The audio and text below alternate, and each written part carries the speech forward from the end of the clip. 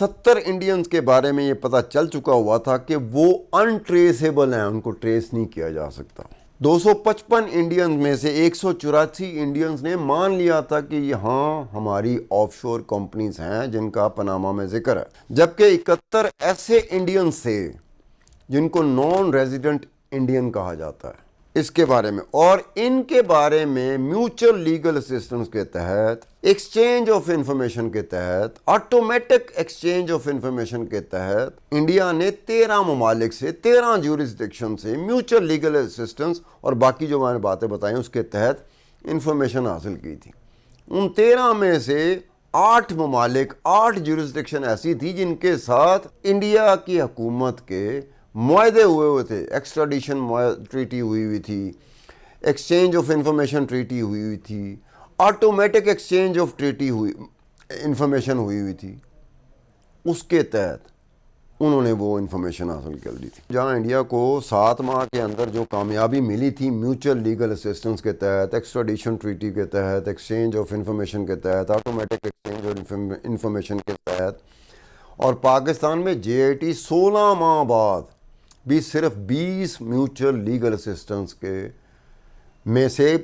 4 کا جواب حاصل کر سکی تھی، 16 کا جواب حاصل نہیں کر سکی۔ لیکن انڈیا میں بھی ایک معاملہ ہوا تھا جس کا پاناما پیپر کے ساتھ تعلق نہیں ہے،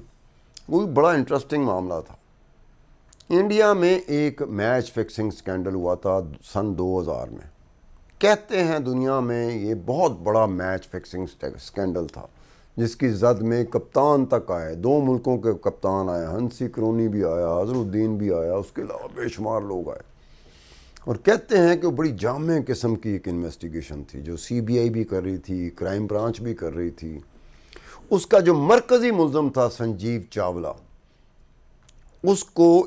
برطانیہ سے انڈیا میں لانے میں انڈین حکومت کے 20 سال لگ گئے تھے۔ اس کی وجہ کیا تھی کہ سنجیو چاولہ ایک برطانوی شہریت رکھنے والا شخص تھا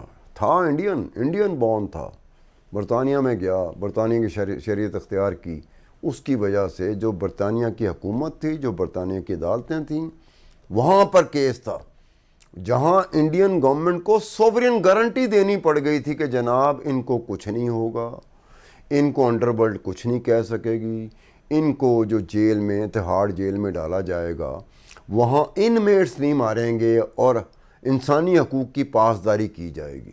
ہر طرح کی گارنٹی مانگنے کے بعد برطانوی حکومت اور برطانوی عدالتوں نے انڈیا کے حوالے میچ فکسنگ سکینڈل، سب سے بڑا جو میچ فکسنگ سکینڈل تھا، اس کا جو مرکزی ملزم تھا سنجیو چاولہ، اس کو حوالے کیا تھا۔ یہ اپنی جگہ پہ ایک الگ بات ہے۔ پاکستان کی طرف آتے ہیں۔ پاکستان کا نام کرپشن کے حوالے سے نہ صرف پاکستان میں بہت نام لیا جاتا ہے بلکہ پاکستان سے باہر کی دنیا میں بڑا نام لیا جاتا ہے کہ اس ملک میں بہت کرپشن ہے۔ ٹرانسپیرنسی انٹرنیشنل کا کرپشن پرسیپشن انڈیکس دیکھ لیں یا کوئی اور چیز دیکھ لیں، پاکستان بڑا پرومیننٹلی آتا ہے۔ اب اس کے باوجود کہ جب پاکستان کا نام کرپشن کے حوالے سے جانا پہچانا نام ہے پوری دنیا میں، تو پاکستان میں جس کسی کی بھی حکومت رہی ہے انہوں نے کبھی سنجیدہ کوشش نہیں کی کہ آپ ایکسٹراڈیشن ٹریٹی، آپ میوچل لیگل اسسٹنس کے تحت، آپ ایکسچینج آف انفارمیشن کے تحت، آپ آٹومیٹک ایکسچینج آف انفارمیشن کے تحت وہ ممالک، وہ جورسڈکشن کے ساتھ کوئی معاہدہ کر لیں کہ جن جورسڈکشن کو، جن ممالک کے بارے میں کہا جاتا ہے، اور خاص طور پہ جن کو آف شور فائنینشیل سینٹرز کہا جاتا ہے، تاکہ جب کبھی بھی ایسی ضرورت پڑے آپ کو تو آپ ان معاہدات کے تحت آپ کو آسانی ہو جائے کہ آپ نے جو درخواست بھیجی ہے، خط بھیجی ہے، اس کا جواب آپ کو مناسب طریقے سے مل سکے، نہ کہ یہ ہو کہ اگلوں نے ترس کھا لیا کہ چلو بیچارے مانگ رہے ہیں، چلو دے دو یار، یہ انفارمیشن دے دو، باقی رہنے دو۔ کسی نے کوشش نہیں کی۔ چاہیے تو یہ تھا کہ ہمارے ٹریٹی بھی، ہمارے معاہدے بھی مختلف ممالک میں اور خاص طور پہ ان جورسڈکشن میں جو آف شور فائنینشیل سینٹر کے طور پہ مشہور ہیں، کہ جہاں بڑے آرام سے آف شور کمپنی بنائی جاتی ہے، اپنے ملک سے پیسہ لوٹا جاتا ہے، پھر کسی نہ کسی طریقے سے باہر لے جایا جاتا ہے، پھر آف شور کمپنی بنتی ہے، پھر آف شور کمپنی اثاثہ جات بنانا شروع کر دیتی، خریدنا شروع کر دیتی، کسی کو پتہ ہی نہیں چلتا۔ وہ پاناما پیپر کی طرح کوئی پیپر آ جائے تو پتہ چلتا ہے کہ جناب یہ تو آف شور کمپنیاں جو ہیں نا، ان کے جو بینیفیشل آنر ہیں فلانا فلانا فلانا، تب ہمیں پتہ چلتا ہے. تو پاکستانی حکومت کو چاہیے تھا کہ اس چیز سے بچنے کے لیے، اب کوئی توجہ ہی نہیں دیتا، چاہے وہ کسی بھی سیاسی جماعت کی حکومت ہو، چاہے کسی بھی سیاستدان کی حکومت ہو، چاہے کسی بھی ملٹری ڈکٹیٹر کی حکومت ہو. کوشش ہوتی تھوڑی بہت ہوتی ہے، کہیں ہو گیا کام ٹھیک ہے، ورنہ اس کو سنجیدگی سے نہیں لیا جاتا.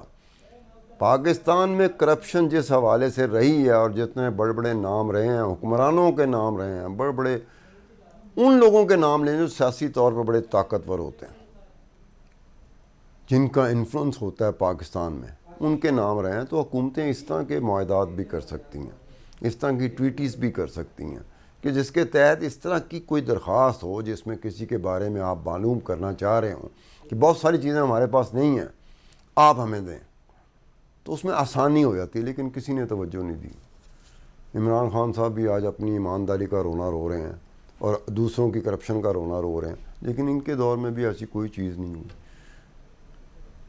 جے آئی ٹی دیکھا جائے تو جے آئی ٹی ایک کمزور پوزیشن میں رہی ہے. میوچل لیگل اسسٹنس کے تحت جو 20 درخواستیں گئی تھیں، 20 خط گئے تھے، اس میں صرف 4 کا جواب آیا، 16 کا جواب نہیں آیا تھا. اب آپ سمجھ سکتے ہیں کہ جے آئی ٹی کی جو رپورٹس بنی ہوں گی وہ کتنی مضبوط ہوں گی اور کتنی کمزور ہوں گی، کتنی ضعیف ہوں گی. اگر پراپر طریقے سے سوال بھیجے جاتے، خط بھیجے جاتے، ہمارے معاہدے ہو چکے ہوتے، ہماری ٹویٹیز ہو چکی ہوتی، ہمیں آسانی رہتی کہ چلیں کم پرسنٹیج ہے جس کا جواب نہیں آیا، لیکن زیادہ پرسنٹیج کے جواب آ گئے ہیں. لیکن یہاں تو 20% کے جواب آئے تھے، صرف 80% کے جواب ہی نہیں آئے تھے. اس کے بعد پھر اب 80% دنیا میں کسی جگہ پہ بھی جے آئی ٹی بنی ہو، دنیا میں کسی بھی جگہ پہ انکوائری ہو رہی ہو، انویسٹیگیشن ہو رہی ہو، اگر میوچل لیگل اسسٹنس ایک بڑی امپورٹنٹ ایلیمنٹ ہوتا ہے، اور خاص طور پہ آف شور کمپنیوں کے حوالے سے، اگر اس میں اس طرح کا نتیجہ رہا ہو تو کتنا مضبوط کیس بنا لیا ہوگا، کتنا تگڑا کیس بنا لیا ہوگا. لیکن پتہ تھا، جے آئی ٹی کو بھی پتہ تھا، اور جے آئی ٹی کو جو انفلوئنس کر رہے تھے ان کو بھی پتہ تھا کہ پاکستان میں کس نے پوچھنا. پاکستان میں پسند اور ناپسند کے پیچھے لوگوں نے لگنا ہوتا ہے، اور پسند اور ناپسند کی وجہ سے ان کو حقائق کا پتہ ہی نہیں ہوتا، نہ وہ بادر کرتے ہیں. بس یہ بندہ ہے جس کو میں پسند نہیں کرتا تھا، چلو جیسا بھی ہے بالکل صحیح ہوا ہے. اور اگر اپنی پسند کا بندہ اس کی زد میں آ جائے، اور چاہے جتنے بھی شواہد ہوں، جتنے بھی ایویڈنسز ہوں، اس کو پاکستانی ماننے کو تیار نہیں ہوتا، کیونکہ وہ پسند اور ناپسند کا محتاج ہو چکا ہوتا ہے. اس کے ساتھ ہی عبدالستار خان کو اجازت دیجیے. خدا حافظ.